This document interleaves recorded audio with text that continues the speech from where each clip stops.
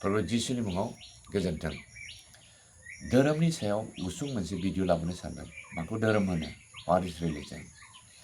सरासनस्रायै धोरोमा जाबाय इसोरखौ खुलुमनाय, इसोरखौ सिबिनाय, इसोरखौ फोथायनाय, बेखौ मानिनानै खुलुमनाय सिबिनायानो धोरोम। मोनसे बोलो दङ, जाय बोलोनाखि बे संसारखौ दादों, बिश्व ब्रह्मांडखौ दादों, जों मानसिखौ गासैखौबो दादों। बे इसोरा गियानि, बियो बोलोग्रा, बेखायनो बेखौहाय मिथिदों। बे बोलोग्रा इसोर, आं बिनि सिङाव गं नांगौ। बिनि बोलोनि सिङाव गंनानै मानिनानै सोलिनायानो धोरोम। आरो धोरोमा जाबाय मोनसे लामा, जाय लामाजों जोङो बै इसोरखौ मिथिनो हायो, जाय लामाजों जोङो बै इसोरनाव सहैनो हायो, थांनो हायो आरो इसोरजों लोगोसे थानो हायो। बेनो धोरोम। धोरोमा मोनसे लामा, जाय लामाजों जोङो जिउनि मोननो हायो, मिथिनो हायो, सोलोंनो हायो, थाबायलांनो हायो, जिउ खांनो हायो। बेनो धोरोमा। बे धोरोमा जाबाय जोंनि मेलेमाव, गोसो गोरबोआव, थैयाव, जोंनि रोदाफ्राव हाबनानै थायो। बुंनो थाङोब्ला बेखौ नागारनो हाया, बेखौ गारलाबायनो हाया, गोसो जाब्लानो लाज्रांनो हाया। बे सैथोसो। आरो बेयाव इसोर दं, फोथायनाय दं, आरो बेयाव गोजोननाय रंजानाय दं, गोथाङा दं। बेनो जाबाय धोरोम। बे धोरोमा जाबाय जोनोमनिफ्राय थैजासे थायो, बेयो जोबनो थाङा। अरायबो बे धोरोमखौ लानानै जिउ खांलाङो। गाज्रिनिफ्राय मोजाङाव आगान सुरनायनि फोरोंनाया धोरोमनि फोरोंनाय, बेनो इसोरनि फोरोंनाय। मोनफ्रोमबो धोरोमाव शास्त्र थायो, गोथार बिजाब थायो, आरो बे गोथार बिजाबावनो सोनारनानै सोलोंलायनानै जिउ खाङो। बेनो धोरोमा। माखासे सानसुमागिरिफ्रा होनदों धोरोमानो बयनिख्रुइ देरसिन आरो साबसिन लोगो। नाथाय फारसेथिं मा? बे धोरोमानो मानसिनि देरसिन सुथुर, गाज्रिसिन सुथुर।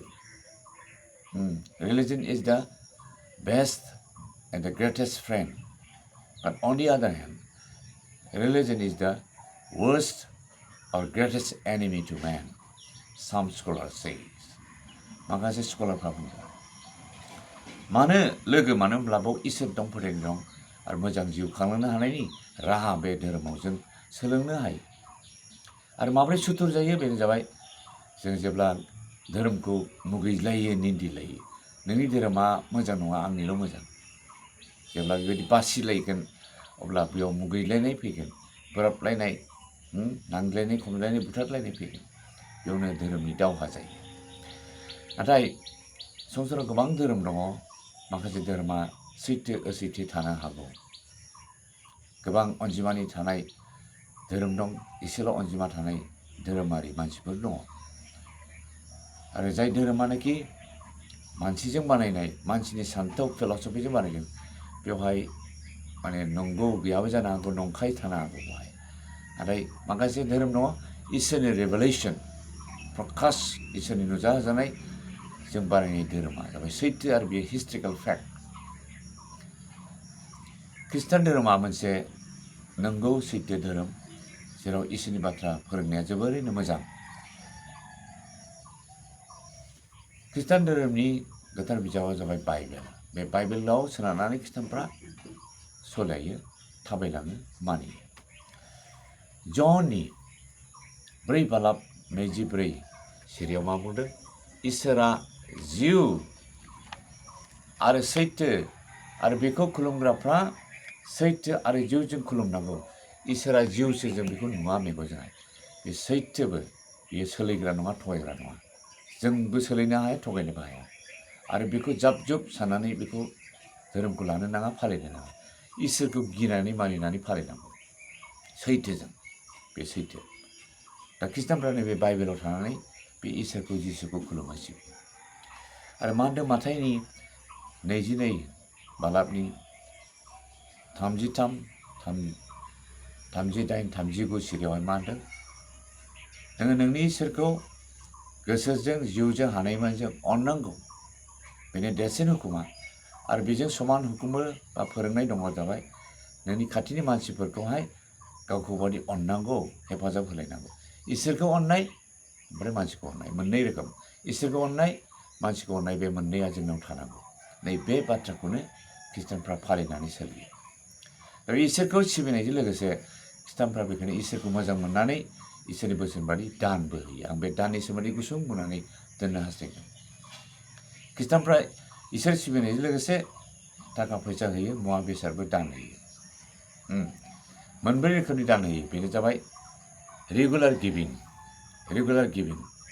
मोनसे जाबाय अकेजनेल बा सिजनाल गिभिं थामथियाव जाबाय टाइटिं दशमांश होनाय ब्रैथियाव जाबाय सेक्रिफाइसियेल गिभिं गासैखौबो होजोबनाय रेगुलार गिभिं अन सानडेयावहाय उन्दै गेदेर खृष्टानफ्रा इसोरनो दान होयो इसोरखौ सिबिनायजों लोगोसे बिसोर गेजेरावहाय 10 थाखा 20 थाखा 100 200 1000 बेबायदि दान होयो आरोना बयबो इसोरनो अननानै इसोरनि मुङाव दान होयो मोनसे जाबाय अकेजनेल बा सिजनाल गिभिं बे जाबाय बोथोर लानानै होनाय हालुवाफ्रा बिजनेसमेनफ्रा मालाबा खामानिफ्रा खम बेसि जायो जेब्ला मोजां आबाद मोनगोन इसोरनो बांसिन दान होयो बिसोर आबादखौबो होगोन फैसाबो होयो बिजनेसमेनफ्राबो माब्लाबा बांसिन खामायगोन माब्लाबा खमसिन खामायगोन बांसिन खामायब्ला बांसिनै इसोरनो रंजा बाजा दान होयो आरो खमसिन खामायदोंब्ला बारा गैयाब्ला बे समावहाय इसोरनो हानाय बायदि एसे होयो दा बेबायदिनो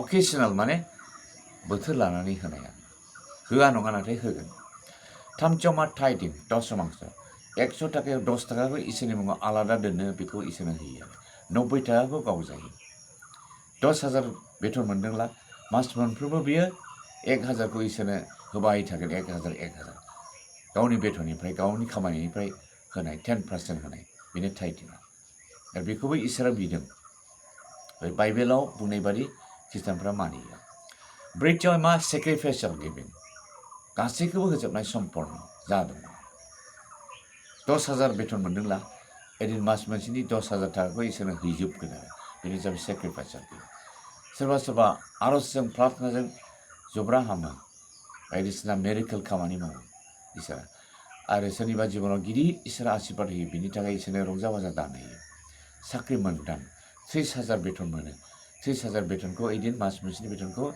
इसोरनो रंजा बाजायैहाय खुसियैनो दान होयो रंजा बाजा बे जाबाय इसोरा बेफोरखौथ' बिदों आरोना नों होनो हायोब्ला बिदि हो अब्ला इसोरा खुसि जायो दा बे रोखोम मोनब्रै रोखोमनि इसोरनो दान होनानै खृष्टानफ्रा बे गिर्जाखौ सालायो गावजों गाव हेफाजाब होलायो माखासे समाजा बा मण्डली गिर्जाफ्राव दं जाबाय मोनसे सामारिटान फान्डबो होननानै दोनो सामारिटान माने अननानै हेफाजाब होनाय खैफोदाव गोग्लैनाय मानसिफोरनोहाय हेफाजाब होनो थाखाय एसे फान्डिं खालामो जब्रा जन्था जाब्ला खैफोदाव गोग्लैब्ला बेनो अनसुंथाइ होनायनि मुङाव मोनसे फान्ड बानायना दोनो बेनो जाबाय सामारिटान फान्ड दा बे रोखोम इसोरनो दान होयो खृष्टानफ्रा दा गिदिर गिदिर गिर्जा न' लुयो जोंनि फैसा होनायजों बेबायदि लुयो लाख लाख क्रर थाखानि गिर्जा न' लुयो गिदिर गिदिर प्रग्राम बानायो आरो बायदि बायदि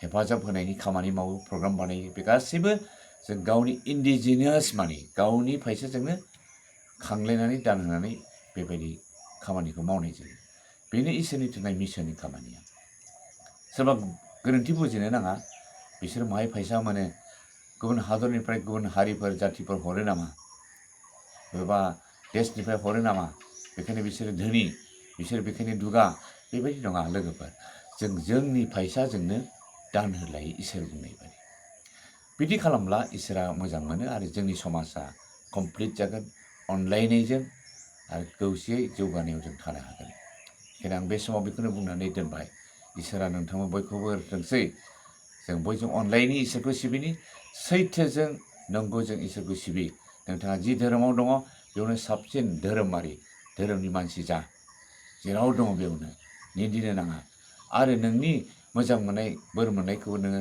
गोसो जायोब्ला खोन्थानो हागोन आंनि इसोरा बिदि बोर होदों होननानै फोरमायलाय अब्ला नोंथांनि इसोरखौ मिथिगोन नोंथांनि फोथायनायखौ मिथिगोन नोंथांनि जिउआव इसोरा जे बोर होबाय बेखौ मिथिगोन जों बेबायदि खालामगोन अब्ला जोंनाव गोजोननाय जौगानाय फैगोन इसोरा नोंथांमोनखौ बयखौबो होथोंसै थेंक इउ फर वाचिं माय भिडिअ मे गड ब्लेस इउ